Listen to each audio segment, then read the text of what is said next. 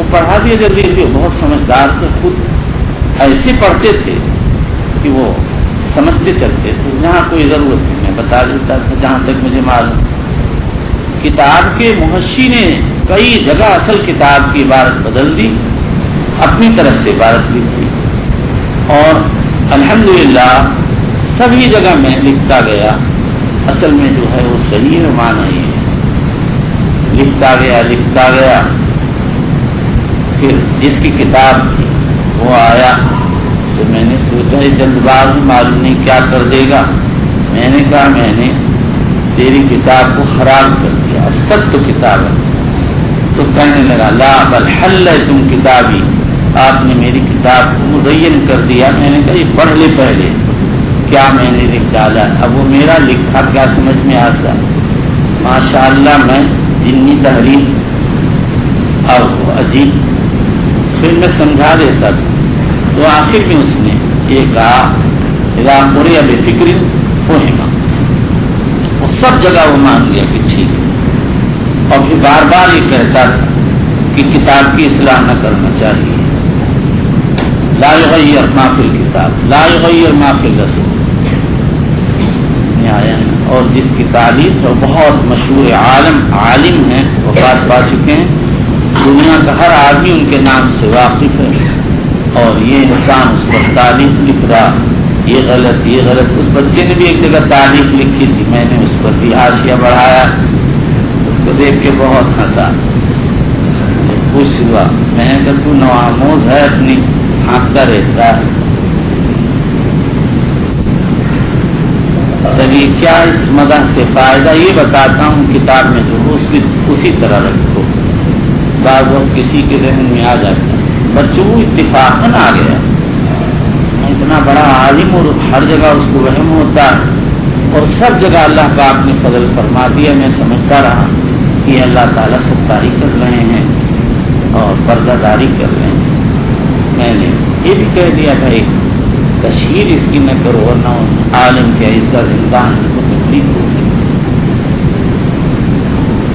چلیے وصلی تعلیم رسول اللہ صلی اللہ علیہ وسلم المؤمنون علی وانها لن تحل لاحد قبلی ولا تحل لاحد بعدی علی وانها حلت في ساعة من نهار علی وانها ساعة هذه حرام لا يقتلى شوكها ولا يعضد شجرها لا يقتلى شوكها, اس کا کانٹا نہ توڑا جائے. چلیے ولا تلتق ساقطتها الا لمنتج, اس کا ساقطہ لقطہ نہ اٹھایا جائے اور صرف منشد کے لیے اس کی اجازت ہے. منشد جو اعلان کرتا.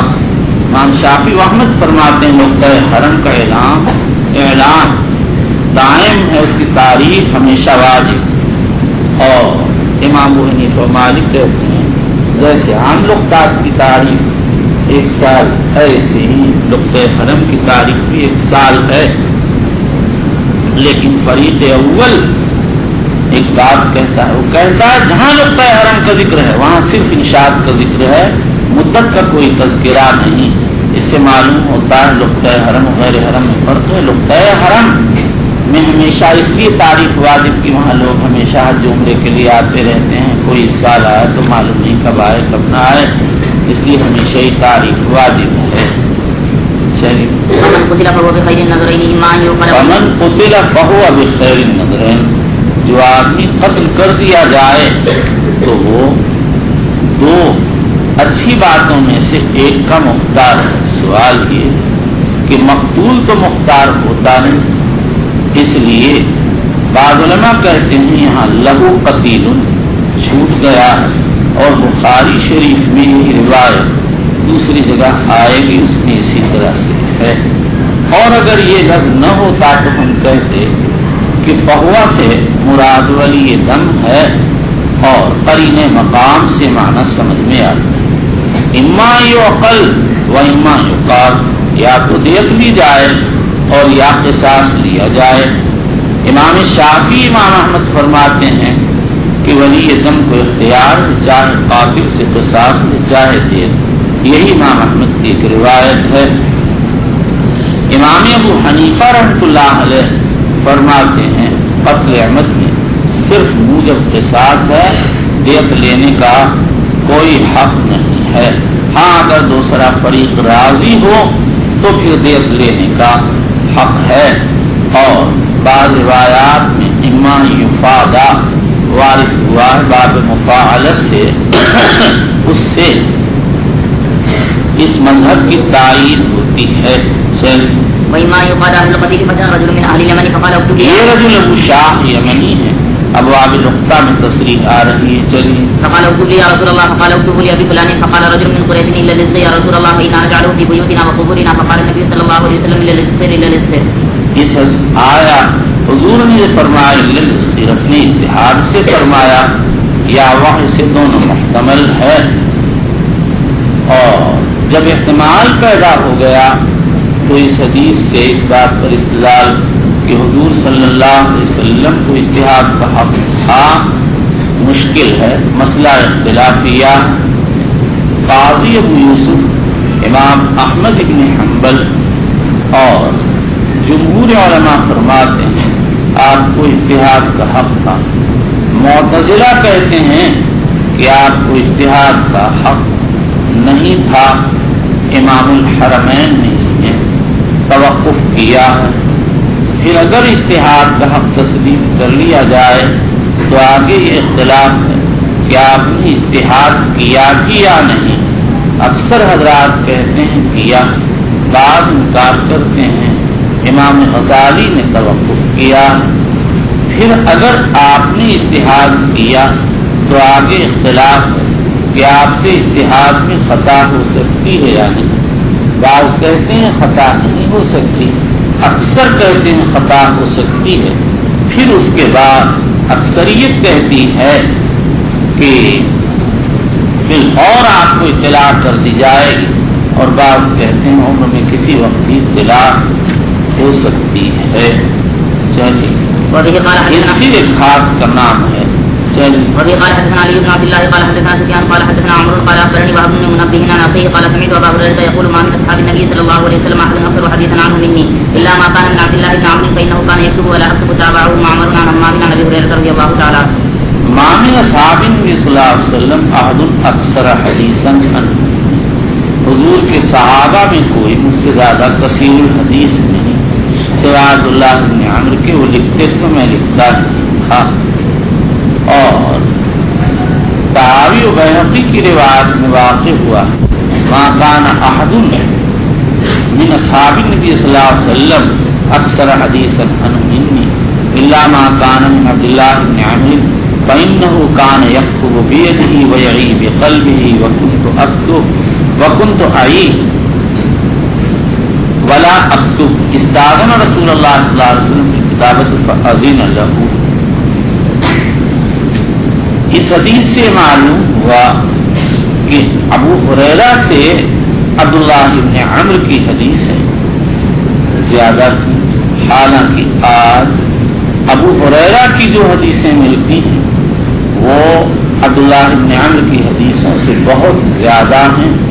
تنہا مسند بقی ابن مخلد میں ابو ہریرہ رضی اللہ تعالیٰ عنہ کی جو احادیث پائی جاتی ہیں 5374 اور دوسری دواوین میں اور بہت سی حدیثیں ہیں. اور عبداللہ بن عمرو کی احادیث بعض محدثین کی رائے پر 500 اور بعض محدثین کی رائے پر 700. بعض علماء فرماتے ہیں کہ اصل میں جب تک حضور نے ابو ہریرہ کے لیے دعا نہیں کی تھی اس وقت تک تو عبداللہ بن عمرو کی حدیثیں زیادہ اور جب دعا کر دی تو ابو ہریرہ کی حدیثیں زیادہ ہو گئیں. دوسرا جواب یہ ہے کہ ابو ہریرہ نے احادیث کی نشر و اشاعت کا کام کیا اور عبداللہ بن عمرو عبادت میں مشغول ہو گئے، اس لیے ان کی حدیثیں کم ہو گئیں. تیسرا جواب یہ ہے ابو ہریرہ مدینہ میں رہتے تھے، عام لوگ وہاں پہنچتے تھے، اور عبداللہ بن عمرو مصر میں رہتے تھے اس لیے وہاں لوگ کم پہنچ پائے. اور چوتھا جواب یہ ہے کہ جنگ یرموک میں عبداللہ بن عمرو کو اہل کتاب کے صحائف میں سے 12 شتر کتابیں مل گئی تھیں. کبھی کبھی وہ اس میں سے بھی نقل کرتے تھے، اس لیے بہت سے لوگوں نے ان سے روایت لینے میں احتیاط کرنی شروع کر دی. اس لیے ان کی روایت کم ہو گئی.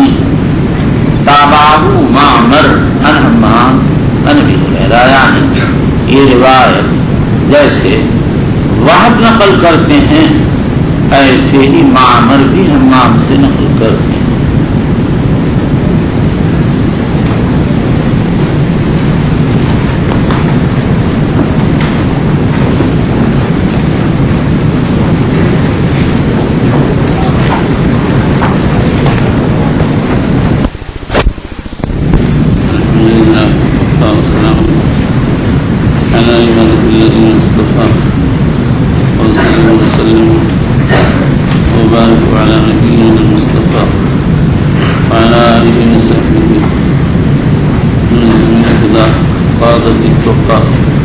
اللهم اغفر لنا وارحمنا ومشايخنا وعلمنا ما ذكرنا وارحمنا من الفواحش والمعاصي والخطايا والزلل.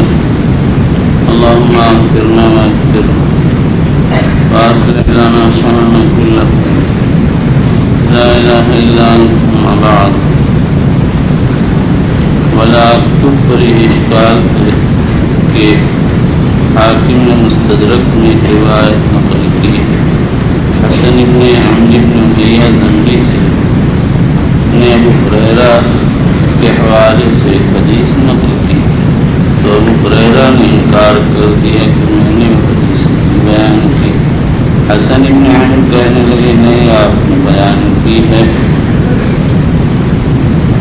تو ابو ہریرہ ان کو اپنے گھر لے گئے اور وہاں ایک کوٹری میں کتابیں تھیں. حدیث تلاش کی تو مل گئی. اس کا جواب یہ ہے کہ ابن عبد البر جو فرماتے ہیں یہ روایت اصح ہے، اور اگر وہ روایت ثابت ہو تو دوسرا جواب یہ کہ ابو ہریرہ نے عہد نبوت میں نہ لکھی ہوگی، بعد میں کسی کو املا کرائی ہوگی یا بعد میں خود لکھ لیا ہوگا. تو لا اکتب کا تعلق ہے عہد نبوت میں لکھنے سے، اور جو کتابیں لکھی گئیں وہ عہد نبوت کے بعد لکھی گئیں. چلیے.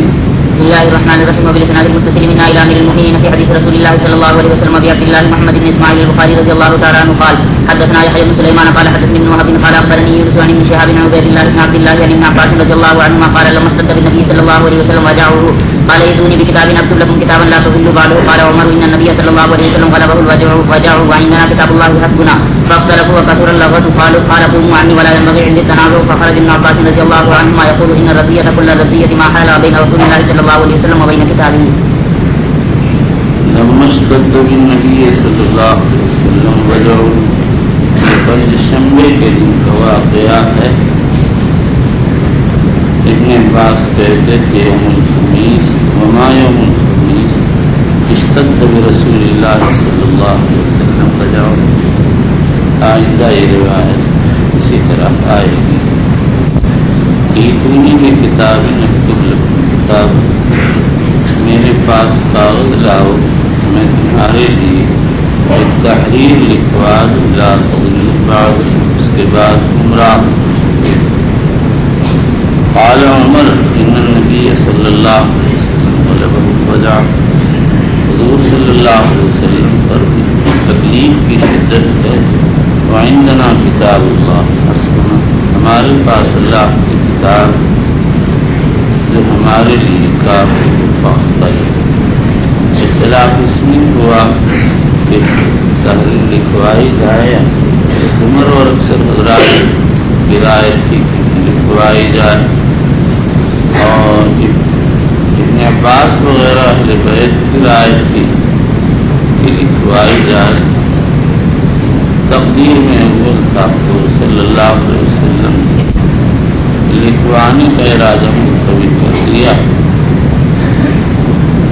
اس سے اتنا تو معلوم ہو گیا کہ وہ تحریر واجب الکتابت نہیں تھی، ورنہ عمر کیا ساری دنیا آپ کو روک نہیں سکتی تھی. جواب میں دعوت اسلام کا کام شروع کیا تو سارے اہل مکہ مخالف، لیکن ان کا سیلاب آپ کو روک نہیں سکا۔ اب تو سارا حجاز آپ کے تابع ہو گیا اور حجاز سے نکل گئے۔ بعض باہر کے ملکوں میں اسلام پہنچ چکا تھا۔ البتہ یہاں پر دو باتیں، ایک کہ کس کی رائے زیادہ ارجح ہے۔ اکثر حضرات کو حضرت عمر کی رائے کو ترجیح دیتے ہیں۔ عمر نے حضور کی رعایت کی، لیکن علامہ ابن حضرت ابن عباس کی رائے کو ترجیح دیتے ہیں، اور ہمارے نزدیک بھی یہی رائے ہے۔ جب اللہ کے رسول کہہ رہے ہیں لوگ، تو پھر اس کے خلاف کیسے راضی ہو سکتا ہے؟ اور اگر وہ تحریم رکھی گئی ہوتی تو شاید بعد میں پیش آمدہ اختلاف رونما نہ ہوتے لیتے۔ ایسا لگتا ہے اللہ کے نبی کو الہام ہو گیا، یہ تو ہونے والا ہے۔ اور بخاری کتاب تفسیر روایت آ رہی، حضور صلی اللہ علیہ وسلم نے دعا کی کہ میری امت میں اختلاف نہ ہو۔ اللہ نے اس دعا کو قبول فرمایا۔ اب آگے دوسری بات یہ کہ حضور صلی اللہ علیہ وسلم کیا لکھوانا چاہتے تھے۔ سفیان بن عیینہ اور ابو محمد بن حزم ظاہری کی رائے ہے کہ صدیق اکبر کی خلافت کی تصدیق کرنا چاہتے تھے۔ اس کے بعد حضور صلی اللہ علیہ وسلم نے سے سکوت کر لیا۔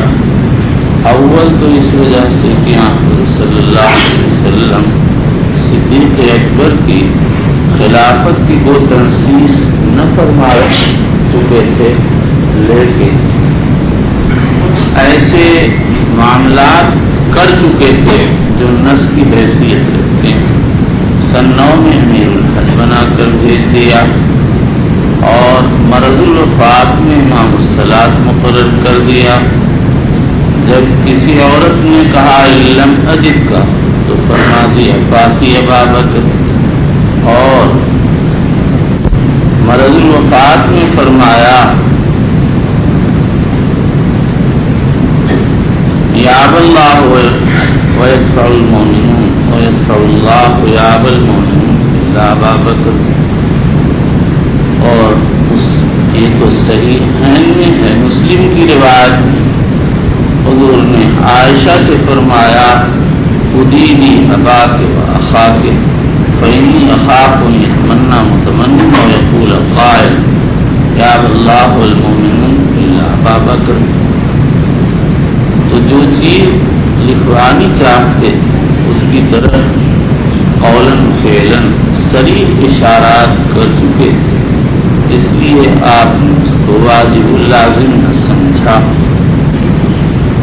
اور بعض علماء یہ کہتے ہیں کہ حضور صلی اللہ علیہ وسلم بعض مسائل لکھوانا چاہتے تھے، لیکن حضرت عمر کی یہ رائے ہوئی کہ نہ لکھوائیں ورنہ لازم ہو جائیں۔ اس پر اشکال یہ ہے کہ بہت سے احکام شرعیہ لازم ہیں۔ بات کہتے ہیں کہ حضرت عمر نے لکھوانے سے انکار اس لیے کیا کہ کہیں ایسا نہ ہو کہ بعد میں منافقین کوئی تحریر پیش کر کے لوگوں کو گمراہی میں مبتلا کریں اور کہنے لگیں یہ تحریر بھی آخر زمانے میں لکھوائی گئی ہے۔ اور خطابی کہتے ہیں حضرت عمر نے اس لیے نہیں لکھنے دیا تاکہ علماء کی فضیلت اور اجتہاد کا سے باقی رہے۔ اس میں اشکال یہ ہے کہ حوادث اور قضایا محدود ہی نہیں ہیں۔ اگر چند باتیں آپ لکھوا دیتے تو دوسری باتوں میں اجتہاد کا دروازہ کھلا رہتا۔ بعض کہتے ہیں ایسی بات لکھوانا چاہتے تھے جس کو سامنے رکھ کر امت میں گمراہی پر اجتماع. حضور صلی اللہ علیہ وسلم نے اس کو اس لیے چھوڑ دیا کہ علامات سے بات ظاہر تھی کہ امت ضلالت پر جمع ہوگی، اور خود حضور نے فرما دیا لا تزال طائفة من امتی ظاہرین علی الحق حتی یاتیہم امر اللہ او کما قال صلی اللہ علیہ وسلم. فخرج ابن عباس، یہاں خروج سے مراد خروج من مکان التحدیث ہے. خروج من النبی صلی اللہ علیہ وسلم یقول ان الرزیۃ کل الرزیہ ما حال بین رسول اللہ صلی اللہ علیہ وسلم و سب سے بڑی مصیبت حضور صلی اللہ علیہ وسلم کی تحریر کے بیچ میں گھوڑا اٹکانا ہے. حضرت ابن عباس کی رائے تھی جو تحریر لکھی جاتی ہے بتا یہی حضرت کی رائے، اور حافظ ابن حجر اسقلانی کی دبے الفاظ میں اسی طرف رجحان رکھتے ہیں. وبالاسناد المتصل من عن امير المؤمنين في حديث رسول الله صلى الله عليه وسلم ابي عبد الله محمد بن اسماعيل البخاري رضي الله تعالى عنه قال باب العلم والعزة بالليل. عظہ واضح لفظ علم عام اور واضح مخصوص علم ہے جس کا مقصود تزکیہ ہوتی ہے. حضرت امام بخاری رضی اللہ تعالیٰ یہ بتانا چاہتے ہیں کہ وہ رات آرام کا وقت ہے. اللہ نے اس کو صبح یعنی آرام کا وقت بنایا، لیکن اگر ضرورت یا مصلحت ہو تو رات میں تعلیم دینا، آواز کہنا جائز ہے، کیونکہ ضرورت و مصلحت کی وجہ سے بہت سے امور دوسرے اوقات میں اختیار کر لیے جاتے ہیں. اور حافظ ابن حجر اسقلانی کہتے ہیں کہ امام بخاری یہ بتانا چاہتے کہ ابو برزہ اسلمی کی حدیث میں جو آیا ہے کان اکرم نوم قبلہ والحدیث بعدہ، یہاں ممانعت اور کراہت مخصوص ہے غیر خیر کے ساتھ. گویا بخاری کہتے ہیں عشاء کے بعد بات چیت یقیناً مکروہ، لیکن اس سے مراد وہ بات ہے اس کا تعلق خیر سے. اس پر اشکال یہ ہے کہ ترجمے میں بعد العشاء کی کوئی تصریح نہیں ہے، اس لیے اس تقیید کی کوئی وجہ نہیں ہے. امام بخاری مطلقاً رات میں تعلیم واز کا جواز بتاتے ہیں، عائشہ سے پہلے یا عائشہ کے بعد. وبه قال حدثنا صدقة قال أخبرنا ابن عيينة ابن عيينة عن معمر عن الزهري عن هند عن أم سلمة وعمر ويحيى بن سعيد عن الزهري عن امرأة عن أم سلمة قالت استيقظ النبي صلى الله عليه وسلم. امرأة کے نسخوں میں اختلاف ہے، بعض میں پہلی سند میں امرأة ہے اور دوسری جگہ ہند ہے. جیسے ہمارے نسخوں میں پہلی جگہ نام کی تصریح اور دوسری جگہ ابہام. ابن شہاب زہری ہی اصل میں کبھی نام لے لیتے اور کبھی ابہام کر دیتے. چلیے. قال استيقظ النبي صلى الله عليه وسلم ذات ليلة فقال سبحان الله ماذا أنزل الليلة من الفتن وماذا فتح من الخزائن أيقظ ماذا فتح من الخزائن. علامہ داؤدی فرماتے ہیں خزائن سے مراد یہی خزائن وہی ہے جو فتنہ مراد، جو فتنہ سے مراد ہے. غالباً اس نے انہوں نے کسرا اور قیصر کے خزائن مراد لے لی اور یہ سمجھ گئے کہ اللہ تعالیٰ فرماتا ہے انما اموالکم و اولادکم فتنہ، لہذا مال فتنہ. مگر فتنہ کا لفظ عام ہے. بسا اوقات آدمی کے پاس مال نہیں ہوتا اور وہ فتنے میں مبتلا ہوتا ہے، اور بعض صاحب اموال ہوتے ہیں اور فتنے سے مجتنب ہوتے ہیں. صحیح. أيقظوا صواحب الحجر انزال فتن سے مراد فتنوں کی صورت مثالیہ کا نزول ہے. چلیے فرب كاسية في الدنيا عالية في الآخرة. ایقظوا صواحب الحجر ازواج مطہرات تھا. یہ قال اس لیے تھا تاکہ وہ نماز پڑھ لیں.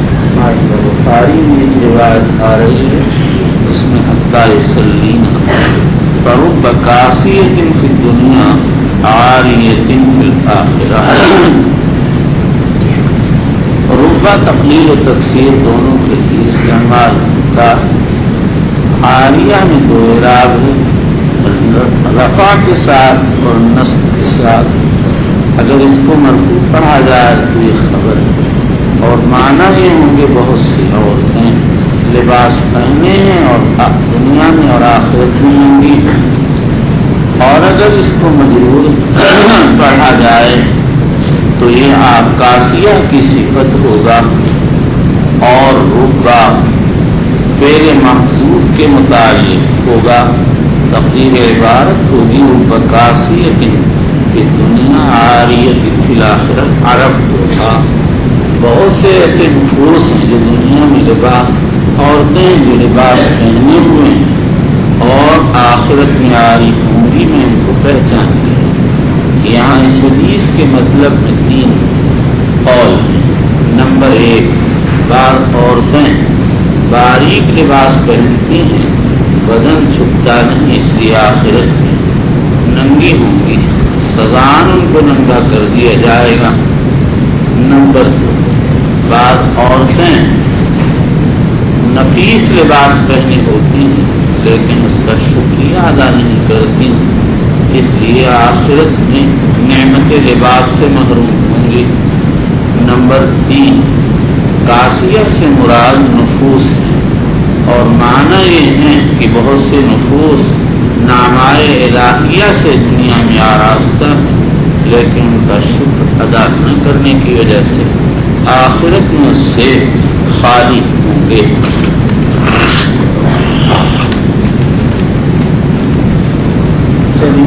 وبالإسناد المتصل من إلى المؤمنين في حديث رسول الله صلى الله عليه وسلم أبي عبد الله محمد بن إسماعيل البخاري رضي الله تعالى عنه قال باب السمر بالعلم.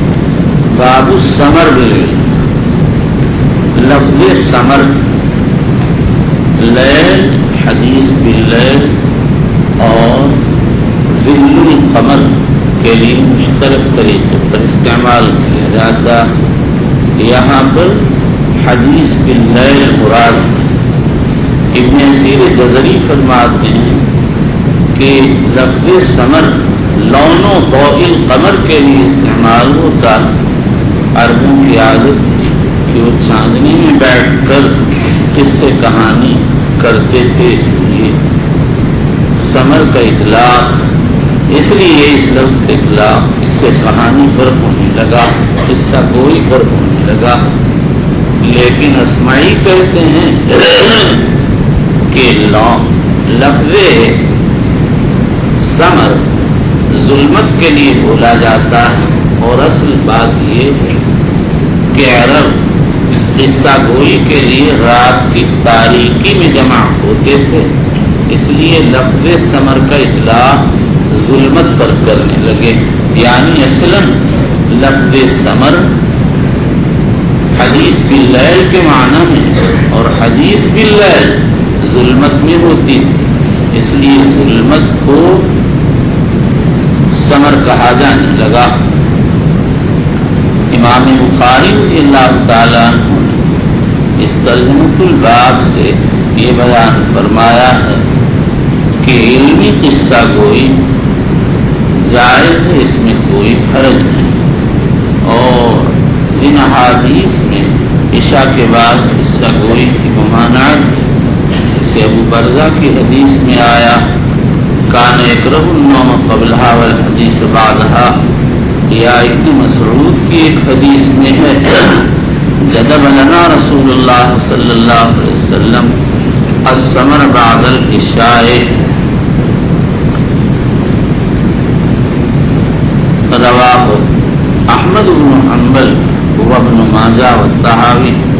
یا ابن مسعود کی ایک روایت میں ہے لا سمر بعد صلاۃ العشاء الا لأحد رجلين لمصلٍ لمسافر رواہ احمد بإسناد فیہ مقال کالحدیث الاول. یہ سب روایتیں محمول بے ضرورت قصے کہانی پر یا ایسی قصے کہانی پر جس کا خیر سے کوئی تعلق نہ ہو، اور اگر علم و خیر کی قصہ کہانی ہو تو شریعت سے اس کی اجازت ثابت ہے. قصہ کہانی کہنے کا مسئلہ سلف میں مختلف فیہا، بعض اجازت دیتے تھے، بعض منع کرتے تھے. اگر ہم یہ کہیں کہ اجازت کا تعلق علمی قصہ گوئی اور خیر کی باتوں سے ہے اور ممانعت کا تعلق بے فائدہ قصہ گوئی سے ہے، تو روایات مختلفہ میں جمع بھی ہو جائے گا، ان کا محمل متعین ہو جائے گا، اور سلف کے اقوال کا اختلاف بھی دور ہو جائے گا. اب اس کے بعد یہ سمجھیے کہ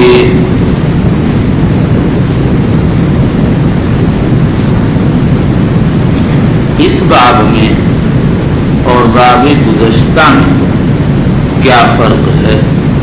حافظ ابن حجر اسقلانی کی رائے دونوں کا تعلق حدیث بعد العشاء سے، لیکن اول عام ہے اور ثانی مخصوص ہے قبل النوم کے ساتھ. اول سے مطلقاً رات میں تعلیم واز کو بتانا خواہ قبل النوم ہو یا بعد النوم، اور اس باب سے ثمر قبل النوم کو بتانا ہے. اور ہمارے جو شیخ الہند رحمۃ اللہ علیہ ارشاد فرماتے ہیں کہ اول کا تعلق کا رجحان یہ ہے کہ اول کا تعلق مطلقاً لیل سے ہے خواہ قبل العشاء و بعد العشاء، اور اس ترجمے کا تعلق بعد العشاء سے ہے. اور امام بخاری نے یہ بتایا کہ عشاء کے بعد قصہ گوئی ضرور ممنوع، لیکن بے فائدہ قصہ گوئی ہے.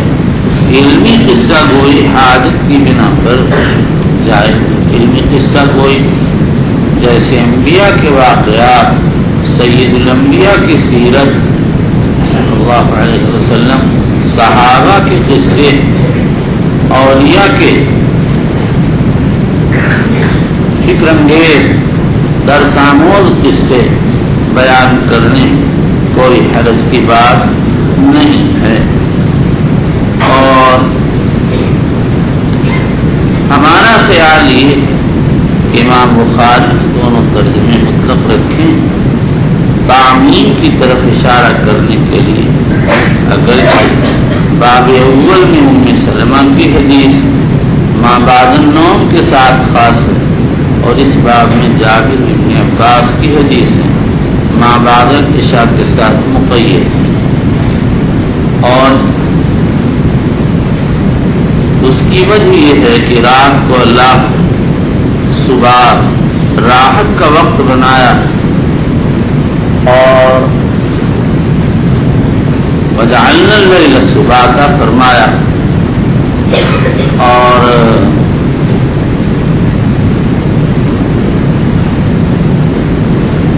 کام کا وقت دن کا وقت. تو ہو سکتا ہے کسی کو یہ خیال کہ رات میں بات چیت نہ کرنا چاہیے، اس سے راحت پر اثر پڑے گا. مصنف نے بتا دیا ضرورت کے وقت وعظ و تذکیر، تعلیم و تدریس اور علمی قصے بیان کرنا جائز ہے. اس کے بعد یہ سمجھ لیجیے کہ پہلا ترجمہ وعظ و تعلیم سے متعلق اور یہ ترجمہ علمی قصہ کہانی سے متعلق ہے. یہ بات اس باب کے تحت اور اس سے پہلے باب کے تحت جو کہا گیا ہم کو لکھ کے دے دیں. چلیے. وبه قال حدثنا سعيد بن عفير قال حدثني الليث قال حدثني عبد الرحمن بن خالد بن مسافر عن ابن شهاب عن سالم بن ابي بكر بن سليمان بن ابي حزمة ان عبد الله بن عمر قال صلى على النبي صلى الله عليه وسلم العشاء في اخر حياته فلما سلم قام فقال ارايتكم ليلتكم هذه فان راس 100 سنة منها لا يبقى ممن هو على ظهر الارض احد. صلی علی النبی صلی اللہ علیہ وسلم العشاء فی آخر حیاتی. نبی اکرم صلی اللہ علیہ وسلم نے آخر حیات میں عشاء کی نماز پڑھائی.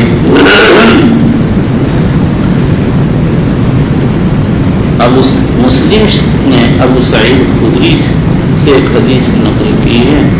اس میں یہ ہے کہ یہ قصہ تبوک سے واپسی پر پیش آیا. اور جابر سے ایک حدیث نقل کی ہے. اس میں یہ تصریح ہے کہ واقعہ حضور یہ بات نبی اکرم صلی اللہ علیہ وسلم نے اپنے وفات سے 1 ماہ قبل ارشاد فرمائے. ارائیتکم کے معنی اخبرونی ہے. کہا جاتا ہے ارائیت معنی ہوتے ہیں اخبرنی اور ارائیتک. اور اگر کہتے ہیں ارائیت تکما تو معنی ہوں گے اخبرانی. اور اگر ارائیتکم کہیں تو معنی ہوں گے اخبرنی. اصل میں اخبرنی رویت سبب ہے خبر کا اخبار کا. اس لیے رویت بول کر خبر کے معنی یہاں لیے گئے ہیں. یعنی اس رات کو تم دیکھ لو. فَإِنَّ رَأْسَ مِئَةِ سَنَةٍ اس لیے کہ 100 سال پر اس رات سے کوئی بھی ان لوگوں میں باقی نہیں رہے گا جس وقت روئے اس پر موجود. ممن هو على ظهر الارض اے ممن هو الان موجود على ظهر الارض. اس حدیث پاک سے بہت سے علماء ابراہیم حربی، ابو الحسین ابن المنادی، ابو طاہر عبادی، ابو محمد ابن حزم ظاہری وغیرہ نے حضرت خضر کی وفات پر استدلال کیا ہے. خضر کی شخصیت مختلف یہ ہے کہ آیا وہ نبی ہے یا ولی یا ملک. صحیح یہ ہے کہ وہ نبی ہے جیسا کہ جمہور کی رائے ہے. پھر آگے اس میں اختلاف ہے کہ وہ زندہ ہیں یا وفات پا چکے. ابن صلاح نووی اور عام صوفیہ ان کی حیات کے قائل اور جمہور محدثین ان کی ممات کے قائل اور دلیل میں یہ روایت پیش کرتے ہیں.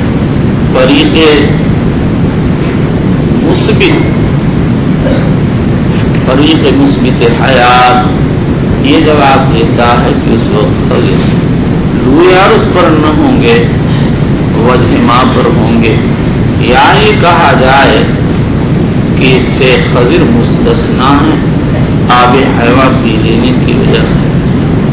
یا یہ کہا جائے کہ اس میں اس امت کے لوگوں کا ذکر ہے اور خضر امم سابقہ کے آدمی. لیکن یہ جواب صحیح نہیں، کیونکہ حضور صلی اللہ علیہ وسلم کی بعثت کے بعد سارے لوگ آپ کی نبوت کے مکلف ہیں. حتیٰ کہ عیسیٰ علیہ السلام جب آسمان سے اتریں گے تو اس امت کے فرد بن کر اتریں گے.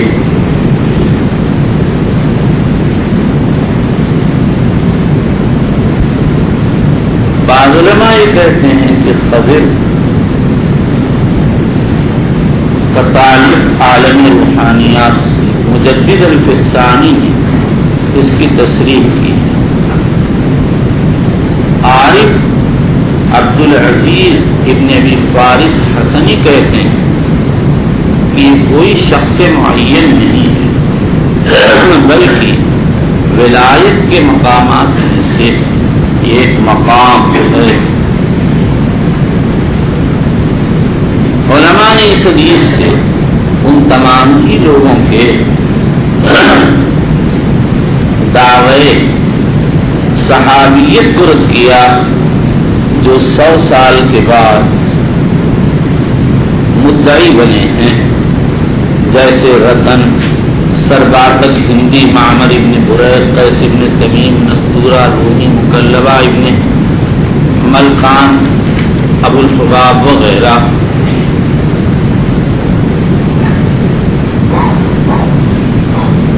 چلیے.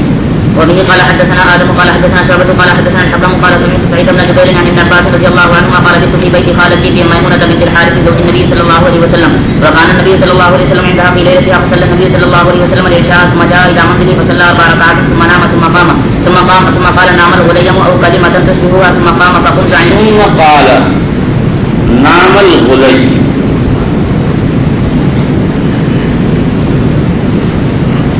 بچہ سو گیا. غلیم غین کے ضمہ لام کے فتحہ اور یائے مقصورہ کی تشدید کے ساتھ ابن مکی نے تصدیق اللسان میں اسی طرح تصریف فرمائی ہے. یہ غلام کی تصدیق او کلمۃ تشبیہ ہوگا یا کوئی اور کلمہ جو اس کے مشابہ. چلیے. ثم قام فقمت عن يساره فجعلني عن يمينه فصلى 5 ركعات ثم صلى ركعتين ثم نام حتى سمعت غطيته او خطيته ثم خرج الى الصلاه. غطیت و خطیت وہ آواز کہلاتی ہے جو سونے والے کے ناک سے نکلتی ہے. یہ اوشک کے راوی ہے. دونوں معنی ہیں. یہاں اس حدیث پاک کے کس لفظ سے امام بخاری رحمۃ اللہ علیہ ثمر بالعلم کو ثابت کیا اور غلط مسئلہ. بعض تو کہتے ہیں کہ حضور کے ارشاد نام الغلیم سے، اس لیے کہ ثمر خواہ لمبی بات ہو یا مختصر دونوں کو شامل. اور اس سے معلوم ہوا کہ کلمات کی تصدیق ضرورت جائز ہے اگر کوئی معنی نہیں. لیکن ایک کلمہ کو عادتاً حدیث بالذیل نہیں کہتے ہیں.